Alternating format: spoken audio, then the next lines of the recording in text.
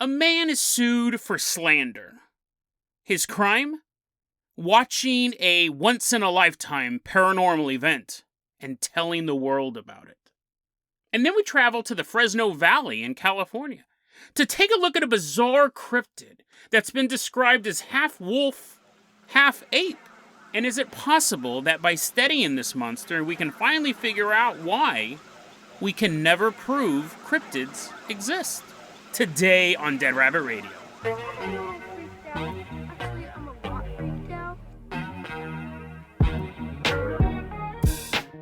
Hey everyone, welcome back to another episode of Dead Rabbit Radio. I'm your host, Jason Garviner. I'm having a great day. Hope you guys are having a great day too. I hope you guys have some cool plans for the weekend. We got a lot of stuff to cover, so we're going to get started right away. First off, take a look at this awesome fan art that I got from Chyme Chili. Chyme Chili, longtime listener of the show, longtime supporter of the show, drew this. It is very ICP reminiscent. It reminds me of one of like the Jester boxes or Joker boxes or whatever from them. I do not know if Chyme Chili is a juggalo, but I really do love this artwork. It's quite trippy. Very, very enjoyable. Thanks for sending it over, Chyme. And then, walking into Dead Rabbit Command right now, let's give it up to one of our Thanksgiving contributors. Give a big round of applause to Turtle Bandit. Woo! Walking in super slow. Come on in, Turtle Bandit. You can make it. Turtle, you're going to be our captain, our pilot this episode. If you guys can't support the Patreon, I totally understand. Just help spread the word about the show. Tell your friends, tell your family, tell everyone about it. That also helps the show grow, and I really, really appreciate it. So as we're framing up this picture's so crazy looking. I'm looking at it on my desktop right now. Those eyes are trippy. As we're putting that up on the wall, Turtle Bandit, I'm going to toss you the keys to the Dead Rabbit dirigible. We're leaving behind Dead Rabbit Command. We are flying all the way out to Wentworth, England. The year is 1687. And there's a man known as Captain Barnaby. He is just coming home from vacation. And he gets back to Wentworth, England, and his wife is waiting for him. And she goes, "Oh, Captain." She calls him Captain too. She works on his boat. "Oh, my loving husband, what have you been doing this whole time? You didn't tell me you were going on vacation. You left me here alone." No, they start meeting with each other.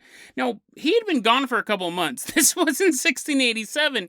So when you go on vacation, you really go on vacation. He had left behind Wentworth, England, and was vacating with a couple of his buddies on an island known as Stromboli over near Sicily. And they're catching up on news, right? He's just talking about all the great stuff he did on his vacation. And she's like, well, actually, he had to do chores and stuff. And she tells him, hey, listen, you know our neighbor, Mr. Booty? While you were gone, all these months, Mr. Booty died. And Captain Barnaby sits and looks at his wife and says, I know. I knew he died before you told me. This is a really bizarre story. What it is, it's where we have a paranormal event actually have real-world legal consequences, and I love these kind of stories. We'll get to the meat of the matter right now. What happened was, on May 15th, 1687, on the island of Stromboli, which is a volcanic island near Sicily, this is a vacation spot. A bunch of people are chilling here. Boats are always dropping off people, picking up people, and part of this vacation crew during this time was a couple captains. Captain Barnaby, who's the star of our story, Captain Bristow, Captain Brewer, and then a friend of theirs. He's just a merchant. He can't boss anyone around. Mr. Ball. Well, I guess he can boss his employees around. And they're all on this island. They're hunting rabbits. There are other people having fun on this island. There's a bunch of furries trying to save the rabbits. They're like, no, don't shoot that one. I'm in love with it. All this stuff is going on. But on May 15th, 1687, at 3:44 p.m., a bizarre event happens that at least 30 witnesses saw. And we know that because this is a court case. It's very, very interesting. That's why we have exact date, exact time. As a bunch of people are getting ready to disembark from their boats, the three captains and Mr. Ball are leaving the island. And you have a bunch of people gathered at this pier. Someone points out, look at that. And everyone turns and they see two dudes running. It is said that they ran faster than a normal human could run. They obviously could tell something supernatural was happening. It wasn't just a friendly little jog. These two guys are running around the island. One is being pursued. Again, this is not... You can obviously look at the first guy, and he has a panicked look on his face. He's terrified. And before anyone can do anything, I mean, it's not like they could catch up to these guys either. Captain Barnaby is looking at this along with 29 other people, and he goes, what? That guy in the front, I know him. I know that dude who's being chased. That's my neighbor. That's my neighbor back in England, Mr. Booty. How did he learn how to run so fast? Why is he on this island? What in the world is going on? But before any of these questions can be answered, in front of all these witnesses, a portal to hell appears on the island. Mr. Booty, who's being pursued by what they can only assume is the devil at this point. Mr. Booty runs into the portal. He's chased into hell by this devil, but he looks like a normal guy. They don't describe him. I don't know if he's wearing like trousers and a little bowler hat. They didn't say he was wearing like red pajamas with a trident. They just assume this guy's the devil because he just jumps into hell as well. The portal closes and everyone's kind of dumbstruck. And Captain Barnaby, it's such a bizarre story. Captain Barnaby turns around and addresses the crowd and says, "Hey, that was really weird, right? I didn't just hallucinate that. My neighbor, Mr. Booty, just ran into hell, and that must have been the devil chasing him." And people are like, "Oh, I didn't make the connection that was the devil." He's like, "It was the devil." Everyone should make a note of this in your journal. If you have a diary, if you're going to write in your Dear Diary book tonight, make a note of this. Note the time, note the date, because I think we saw something that's a once-in-a-lifetime event. Hopefully, right? You don't want to see other people get chased into hell. So they do. You know, back then, people who worked on boats were taking journals. I don't know why. I mean, I guess if you get lost, you're like, let's go back a couple pages, past the slumber party and the list of our crushes, and then that's the directions we should have went on. We should have turned left at that floating turtle. But they do. They all write this down. Now, this is taking place on May 15th, 1687. This is Captain Barnaby's vacation. He doesn't get home until October. Because this is 1687, boats are super slow. Captain Barnaby returns to his home in Wentworth, England, and his wife's waiting there. She didn't get a vacation. And they're talking, and she goes, "Hey, I wanted to tell you something, too. A bunch of stuff happened when you were gone, but it's old-timey Victorian stuff, super boring. However, Mr. Booty died while you were gone." And Captain Barnaby goes, "Oh, yeah, I knew that. The wife's like, "What? How could you possibly know that? He died."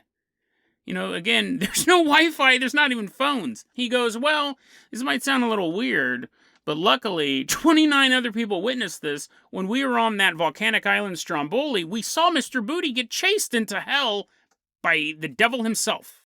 So she starts going around town being like, "Hey, your husband might have a lot of money, but my husband saw into hell." And they're like, "What? That's a horrible thing to brag about." And she begins telling everyone in town that my husband and a bunch of other people saw Mr. Booty run into hell. And really the key isn't that my husband has some sort of infernal sight. It's that Mr. Booty was a bad person. You see, the Booties and the Barnabys weren't the best of neighbors. They didn't really like each other, right? Mrs. Barnaby goes around town and starts telling everyone, "Mr. Booty's in hell. My husband saw it. This proof. Mr. Booty was a bad neighbor. He actually got chased into hell by the devil himself. That's how bad he was. He didn't even send out some demon after him." Well, of course, this gets back to Mrs. Booty, and she doesn't like this, right? She doesn't like the fact that people are saying her husband not only went into hell, but there's proof.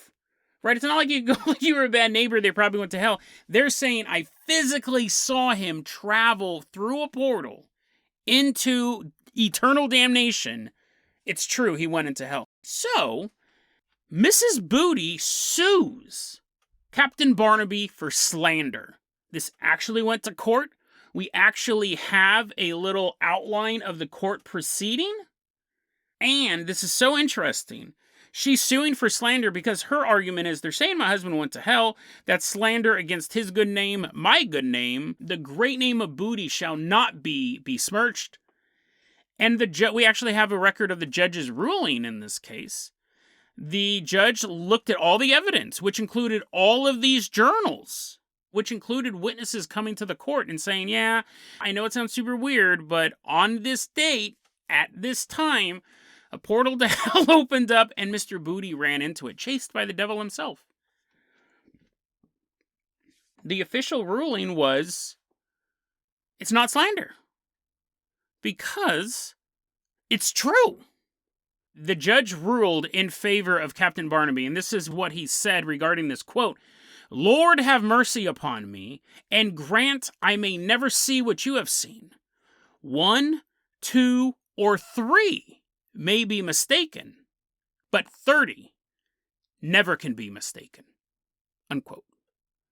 So it was all of the eyewitnesses that made him go, well, this must be true. This story must have actually happened, because why would 30 people... Sure, you have 4 people who are friends, right? And if the 4 of them said, oh, I saw Mr. Booty run into hell, they probably would have lost. They probably would have seemed like a slanderous statement. But you had like people working on the boats, you had people on vacation, you don't know any of these people involved. They're also seeing a fiery portal appear and this dude run into it. It's interesting because we know now about stuff like mass hallucinations. We know now about mass hysteria. I don't think that you could make that argument nowadays, because 30 people can be mistaken. You can have a mass UFO sighting and it's really just a cloud, or one of those weird things, that optical illusion where it looks like a city is floating in the sky, and it has to do with a bunch of science stuff. I don't remember exactly how it works, but there can be mass hallucinations. We understand that. But it's really, really interesting when the world of the paranormal does collide with the legal world, a world that is based on keeping records and being impartial, well, as impartial as it can be. Because the guy's like, Lord have mercy. Obviously, the judge also believes in the religious precepts of hell, and there's a heaven and a God and stuff like that. But I think that's a fair ruling. I mean, again, if there's 30 witnesses, and 26 of them are not connected to the guys who might just want to say bad things about this guy, is it slander? No, they're saying we actually saw this. We actually saw a guy get chased into hell, which opens up a whole other can. I mean, we focus so much on the legal part of this, it's easy to forget that a portal to hell opened up on Earth, and the devil chased a man into it. Like, what did Mr. Booty do that was so wrong that the devil's like, oh, okay, what's on my schedule for today? Reign in eternal torment, try to corrupt the souls of man. Oh, I have a 3:44 appointment with a Mr. Booty. I got to get up there and take care of that one myself. Who knows? Like, you have the legal proceeding side of it, and then you just have the weird paranormal event. Imagine, I mean, I gotta say, like, Mr. Booty has to be a little proud, right? That he got the devil off of his throne to chase him in there. But I think that he's probably being tortured in hell. I don't think he's like, oh, I'm a superstar down here. It's bad.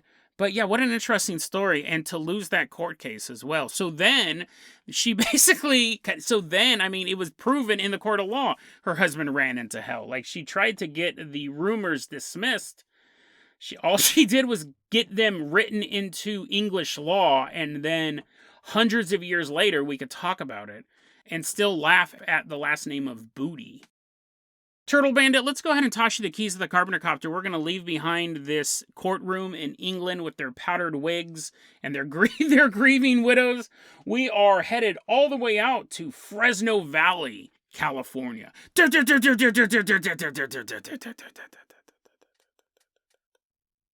We're in Fresno Valley, California, and we're camping one night. We're cooking hot dogs over the fire, watching shooting stars travel across the sky. Ooh, it's time to turn in, I say, as you realize I only brought one tent and one sleeping bag. And as we are cuddled up in the sleeping bag, we hear outside the tent, "Arr!" Like, what? That's weird. "Arr!" And I go, hold me closer as I tell you this story. That sounds, the first part sounds like a traditional wolf sound. Arr! But then it quickly turns, it changes. The other part, sounded quite like an ape. I say we're like inches away. My nose is touching your nose. You're like, dude, did you really have to eat a pastrami sandwich before bed? Yes, I did. And that sounds like the infamous wolf ape. Have you ever heard of this thing? A wolf ape.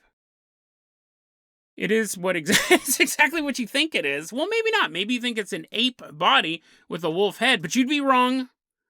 You'd be wrong. It is the opposite. It's a wolf body with an ape head. And apparently these creatures run all around the Fresno Valley area. And you go, Jason, I've lived in Fresno Valley my entire life. I've never seen a wolf ape. First off, why are you listening to my show? You denier, you science denier. Secondly, I've never heard of these guys either. Now, I don't live in the Fresno Valley, but I've never heard of these guys either, so I won't fault you. I won't make you stop listening to my show if you've never heard them. And that's one thing I love about the show, is finding out about all these new cryptids. I found out about this one from Dead Rabbit Radio's favorite super soldier, Kevin Whiskey.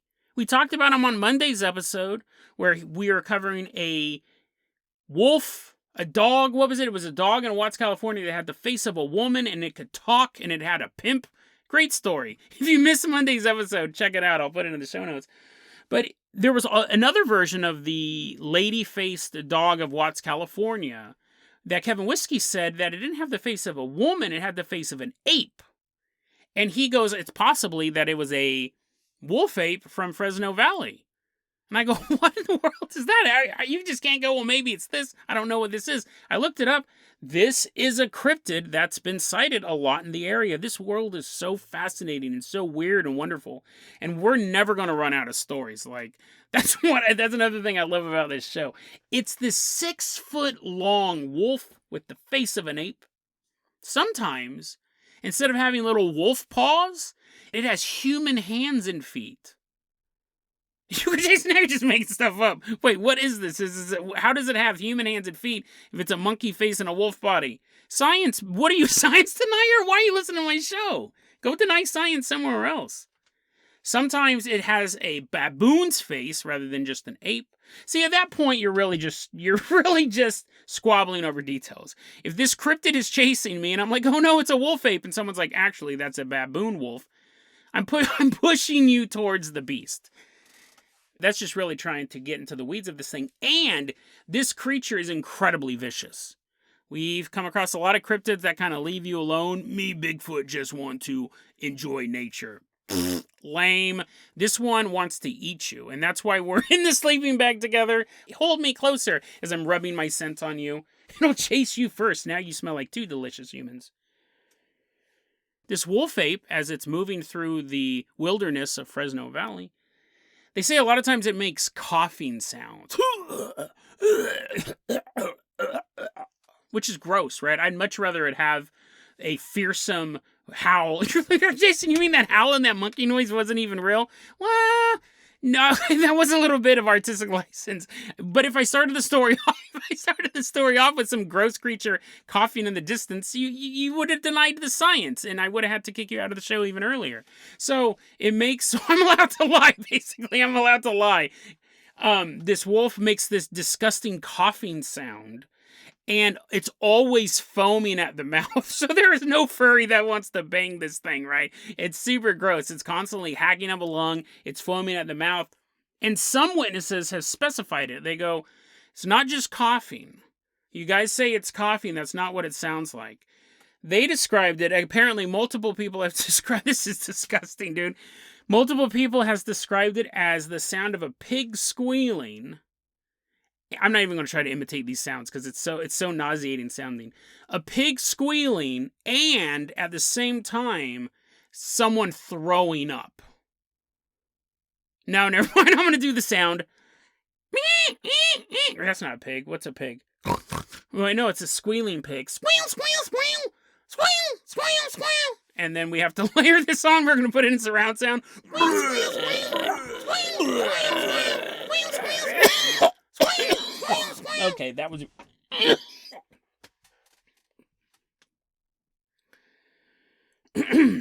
Anyways, I will continue.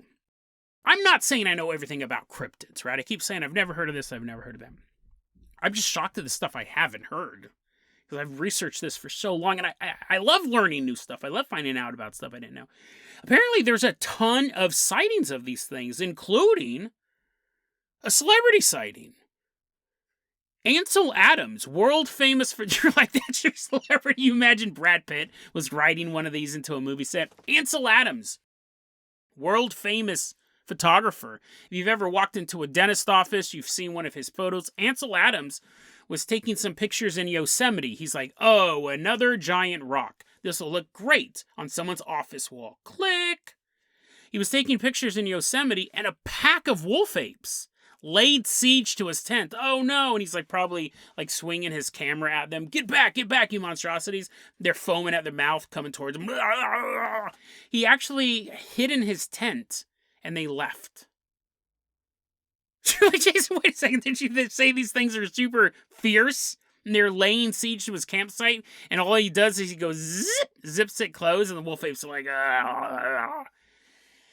Yeah, I don't really, this is an interesting story because one, first off, I'm a huge Ansel addict, so anytime I can talk about my boy Double A in an episode of Dead Rabbit Radio, I'm there.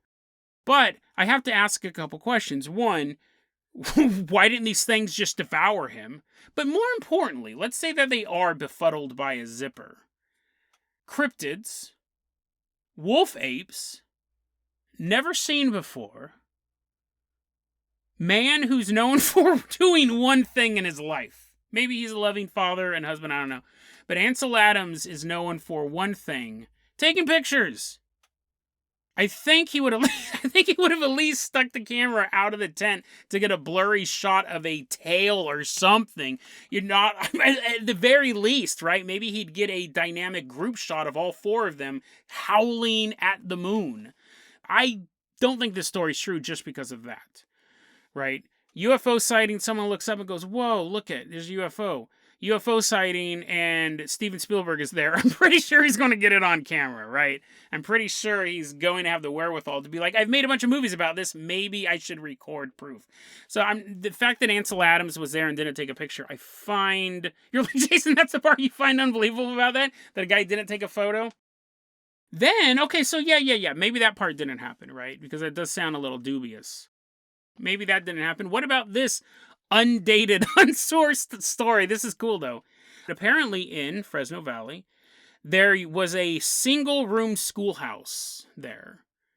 And somewhere in this entire place, there was a single-room schoolhouse. And a wolf ape walked into school and was like going, doing all that noises that I don't want to do again because it hurts my voice. And the kids actually had to build a barrier of desks to keep the wolf ape from eating them. And the teacher valiantly hid in the closet while all the kids were actually trying to keep away from this thing. And the wolf ape was so vicious that they had to build, the kids had to build like a, you're like, Jason, these stories are clearly made up. Why are you even talking about this?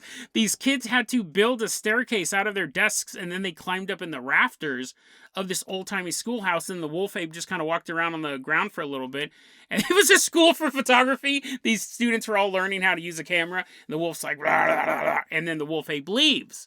So that story might have happened because it's in the notes. I see that story all over the internet. But this is really the point I wanted to make with the wolf ape. Like, does it exist? Does it not exist? On the one hand, we're a paranormal podcast. We believe in cryptids. This one, there's such scant evidence for. The first person who told me about it was a guy who believes he's a super soldier trained by the government, and he killed a man in black with a screwdriver. That's Kevin Whiskey. But, you know, broken clock can still be right twice a day. You have this story of this wolf ape, and he's not the only person who's saying this. I've actually found other websites talking about the wolf ape. But this is what I really, really enjoy about this story. In the 1950s, apparently a minister in the area shot and killed a wolf ape. Proof, ladies and gentlemen, proof. This one was 10 feet long. We're in Bigfoot territory at that point, right? That doesn't seem feasible for a canine to be 10 feet long. That seems like it would, that's just too big, right? But also it's a wolf with the face of a baboon, so who am I to judge? In the 1950s, a minister killed one of these things, and then hung its corpse up in his church, right?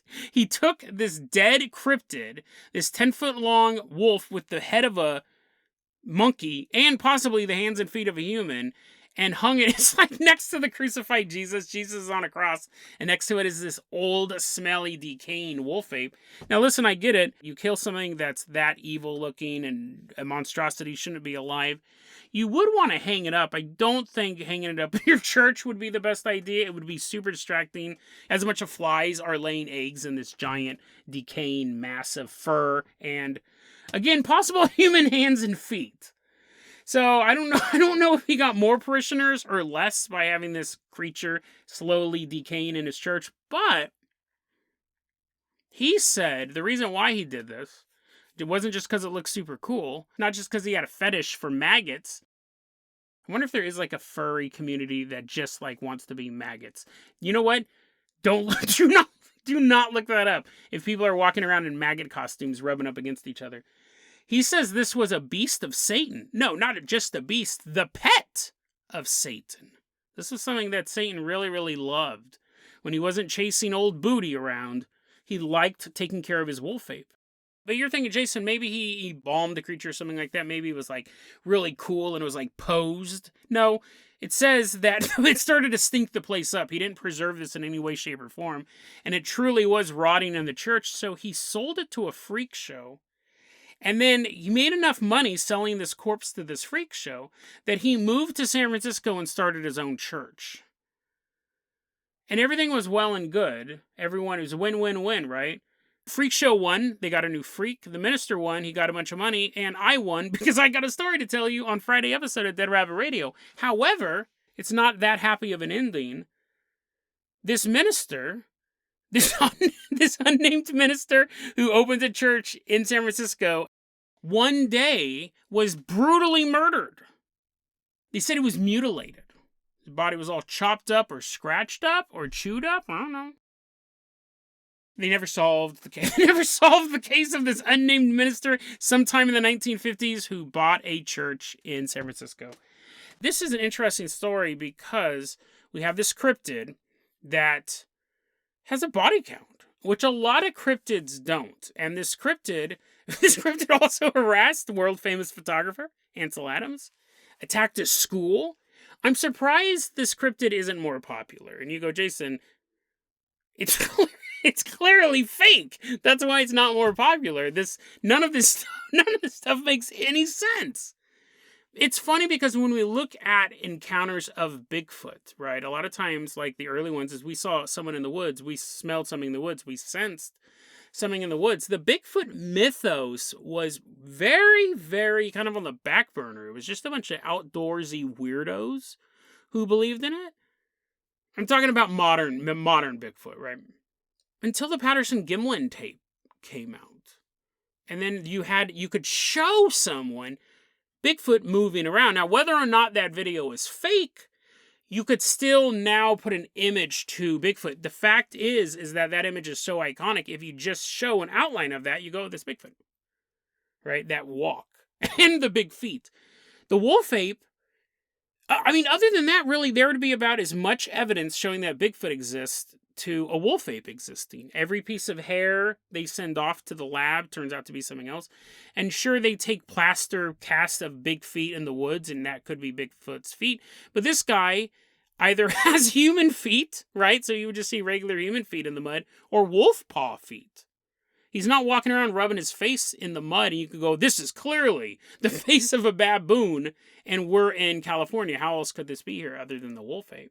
But what I found really interesting about the story, and let's wrap it up like this, is that here we have a possible clue as to why we never do get real concrete proof of cryptids.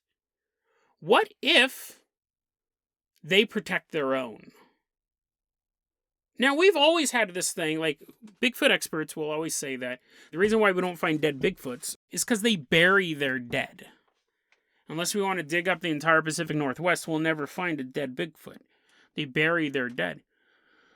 What if that is something universal to cryptids, in a sense? That when you kill a cryptid, you get killed.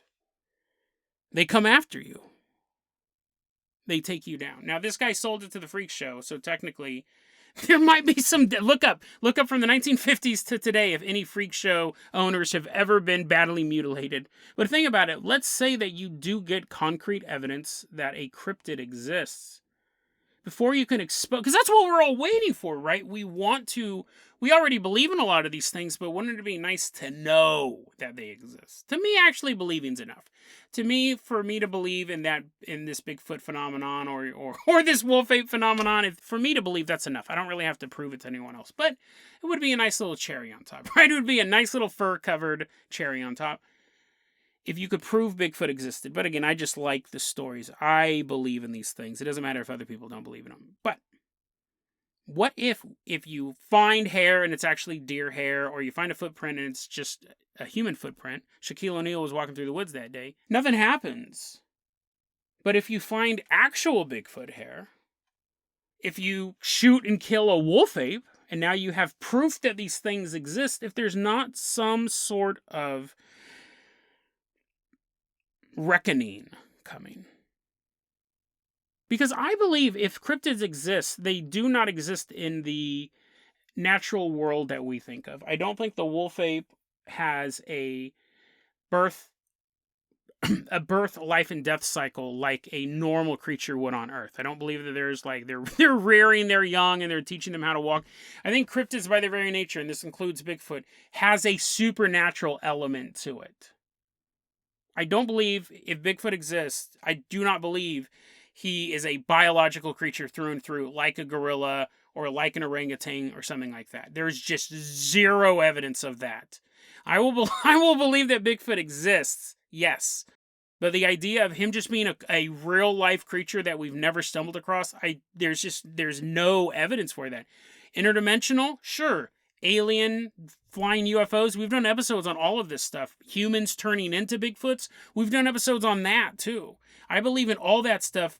There's more evidence for that type of stuff because the lack of evidence of Bigfoot being a biological creature that we've just never discovered in the Pacific Northwest for the past 400 years, there's just nothing. There's nothing that we've been able to prove. Like, you know what I mean? The lack of evidence is so outstanding in that. But if Bigfoot's a supernatural creature that takes a biological form, yes. And if it's a supernatural creature that takes a biological form, can't it also commit supernatural acts? The wolf ape, being in the same vein, this wild cryptid, is not a biological creature, but is a creature that has 1 foot in the real world and 1 foot in the supernatural world. So when you shoot one and display it in your church and then sell it, there is a supernatural reckoning for that. You're murdered. You're brutally murdered. Now, whether or not a bunch of wolf apes actually descended upon this dude's house, Ansel Adams leading the charge. He's like, I was one of them all along. My photos were just to make money to feed my wolf ape family. Or it was a demonic force that ripped them apart. I don't know. I'm not a forensic investigator. I'm just the guy who tells you science stuff. That could be why we never get proof of these things. Because the people who find the proof die or disappear, right? Imagine all of these missing 411 cases, someone walking through the woods and he comes across a box that's Bigfoot's most treasured items, and he's looking through and he's like, whoa, this is actual proof of Bigfoot. There's a bunch of selfies and there's some acorns. I don't know why that would be proof of Bigfoot, but maybe they will be. And there's this whole tuft of hair, baby's first Bigfoot hair. You have all this proof, and you're like, I can prove that Bigfoot exists. And then you turn around, and Bigfoot's standing there with his arms crossed, and he's like, I mean, technically, it's his bad for leaving his treasured possessions out behind this mulberry bush. But what if the reason why we can't find proof of cryptids is because cryptids kill the people who find proof?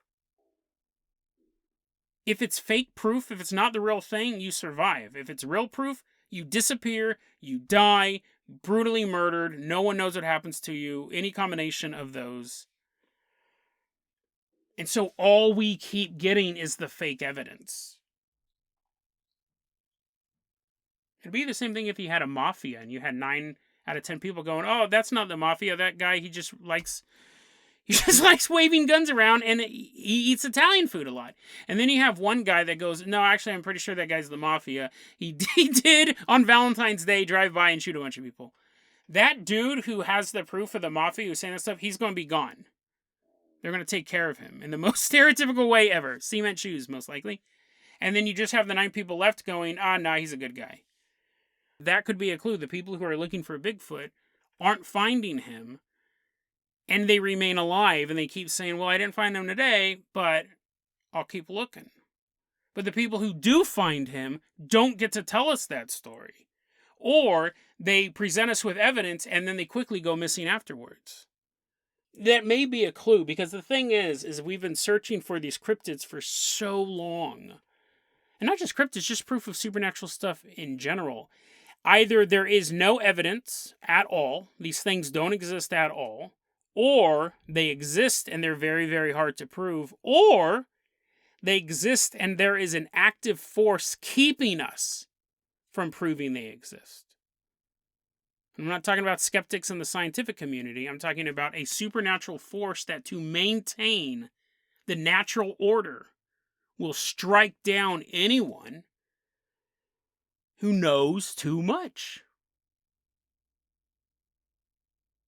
So before you go on your next ghost hunt, or go hang out in the wood with your buddies with one tent and one sleeping bag, looking for a Bigfoot, looking for a wolf ape, or whatever local cryptid like the Goat Man or the villains of Haunchyville, be very careful, because you might actually find proof that these things exist.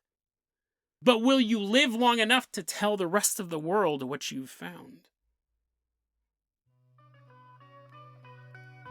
DeadRabbitRadio@gmail.com is going to be your email address. You can also hit us up at Facebook.com/DeadRabbitRadio. TikTok is @DeadRabbitRadio. Dead Rabbit Radio is the daily paranormal conspiracy and true crime podcast. You don't have to listen to it every day, but I'm glad you listened to it today. Have a great one, guys.